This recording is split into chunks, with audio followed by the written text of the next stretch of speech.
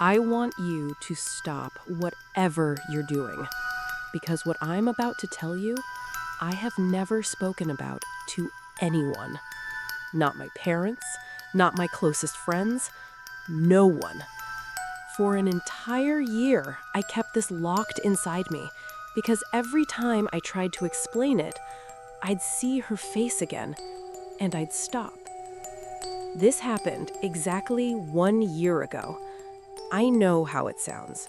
I know you might not believe me, but I also know what I saw, and what I heard, and what I felt in that corridor. So I'm going to tell you everything, every single detail, because some things aren't meant to be carried alone. My final school exams were 2 weeks away. I was behind, way behind.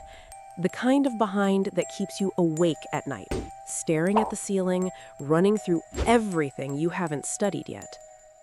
Our school library normally closed at 5 p.m., but because exams were close, they extended it to 11 p.m. Extra time, extra quiet, extra focus. That's all I wanted, just a few hours of silence to catch up. If I'd known what was waiting for me in that silence, I would have stayed home. I would have failed every single exam, and I would have been fine with that. But I didn't know. So I went. I left home at 6 p.m. The library was peaceful when I arrived. A few other students scattered around. Soft light, the smell of old paper, exactly what I needed. I sat down, opened my books, and disappeared into them. Minutes turned into hours without me noticing. That happens when you're deep in study mode. The world around you just fades. But at some point, the world got very, very quiet. I looked up from my books. The other students were gone. I checked my phone. 10:07 p.m. I had never been in that library that late. Not once, not even close. Usually by 8 p.m. there were still people around. The soft sounds of pages turning, pens scratching paper, small human sounds that you don't notice until they're gone. Now, there was nothing. Just me, and the hum of the lights above me, and a silence so thick it almost felt like a presence. I told myself to calm down. I had maybe 10 to 15 minutes of work left. Finish it, pack up, go home. Simple. I put my head back down and tried to focus. That's when I heard them. Footsteps. Outside the library door. Not rushed, not careless. Slow. Deliberate. Like someone who knew exactly where they were going and had no reason to hurry. I told myself it was the security guard or a teacher doing final rounds. Someone normal, someone with a reason to be there. But the footsteps stopped right outside my door and stayed there. No knock, no voice, no movement, just stopped. I sat completely still, holding my breath, watching the thin strip of light under the door. And I saw it. A shadow. 2 feet, standing still. For almost a full minute. Then the shadow shifted, and the footsteps moved away slowly. I don't know how long I sat frozen after that, but at some point, some part of my brain sent a very clear signal. Leave. Now. I grabbed my books, shoved them in my bag, and walked out of that library as fast as I could without running. I told myself the corridor would feel better, more open, less trapped. I was wrong. Our school has a long corridor outside the library. Long and narrow, with old yellow lights that buzz and flicker when the weather gets cold. That night, they were flickering. Walk straight through the corridor, turn right, and you hit the main gate. 30 seconds, that's all. I was halfway through when I saw her, standing at the far end of the corridor, right before the turn. A woman. Not moving, not speaking, just standing there in the half-dark, facing me. I stopped walking. She didn't move. My heart was slamming so hard I could feel it in my throat. I told myself to turn back, but the library was behind me, and she was between me and the exit. So I called out, "Who's there?" The moment those words left my mouth, she was gone. No footsteps, no sound. 1 second she was there, the next she wasn't. I ran through that corridor, burst through the gate, hit the open air, and told myself it was over. It wasn't even close to over. The street outside my school is never empty. Even at 11 p.m. on a weekday, there are vendors, late-night walkers, rickshaws, the occasional car. Life. Normal human life. That night, the street was completely deserted. Not a single person, not a single sound, except my own footsteps. I pulled my bag tighter and started walking fast. I was exhausted, hungry. My legs felt heavy. I just wanted to get home. I looked down at the ground as I walked, watching my feet, counting steps, trying to stop my mind from going where it wanted to go. That's when I noticed it. A second shadow, moving right beside mine. I stopped walking. My shadow stopped. The other one moved for just a moment longer. Then it stopped too. Slowly, I looked up. There was a woman walking ahead of me. Not beside me. Ahead.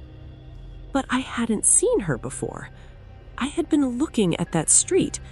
There was no one there. And now she was just there. She was walking slowly, painfully slowly, a heavy limp like every step cost her something. Her head was down. Her arms hung loose at her sides. Something about the way she moved made my stomach turn. It wasn't right. The angles were wrong. The rhythm was wrong. Everything about her movement felt like something that had once watched humans walk and now was trying to copy it. I slowed down, but she was moving so slowly that even at half my pace, I was catching up, getting closer and closer until I could see her properly. I wish I had run the moment I got close enough to see her. I should have run. Why didn't I run? Her clothes were torn and filthy, dark stains across the fabric, old stains set deep. Her hands were wrong. The fingers bent at angles that fingers don't bend.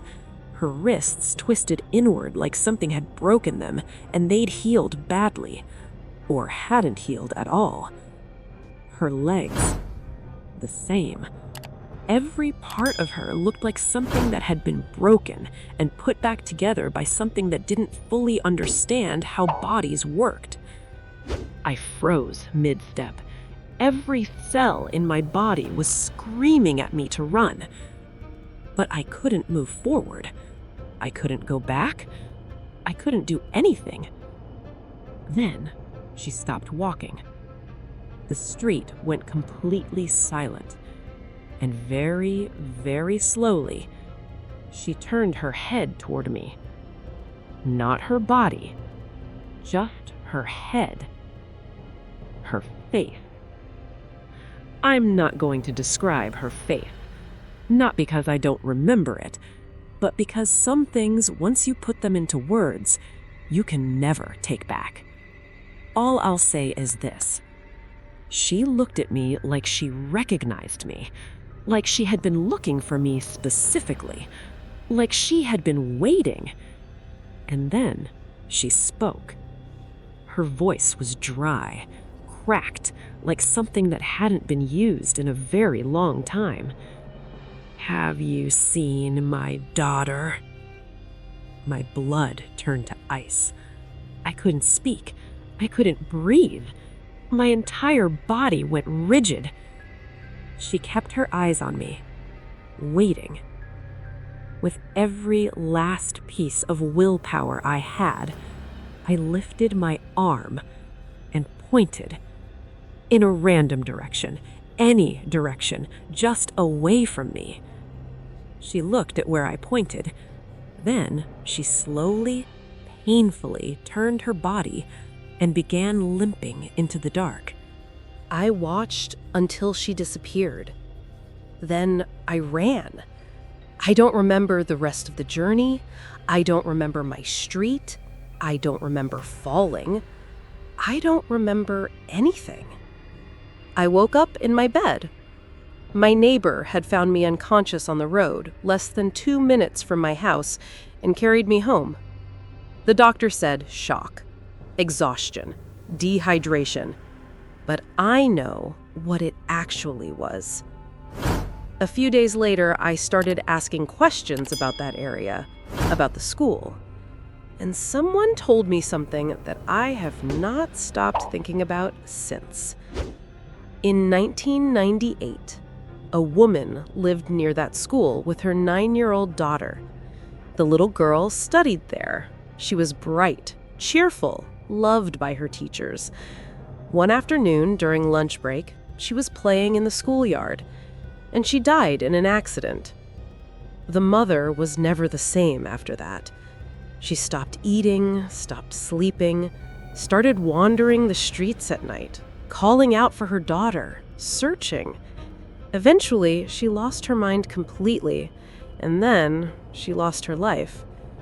But here's what people in that area know. Since 1998, people have reported seeing a woman near the school and on the surrounding streets, always at night, always limping, always searching, always asking the same question. She has been searching for 26 years. And on the night I stayed too late in that library, she found me. I pointed her in a direction, and seconds later, I heard her scream. I don't know what she found. I don't know what's out there in that darkness that could make a dead woman scream, and I have never gone back to find out. But sometimes, late at night, when everything gets too quiet, I still think about that question. Have you seen my daughter? And I think about the fact that she's still out there, still searching, still asking.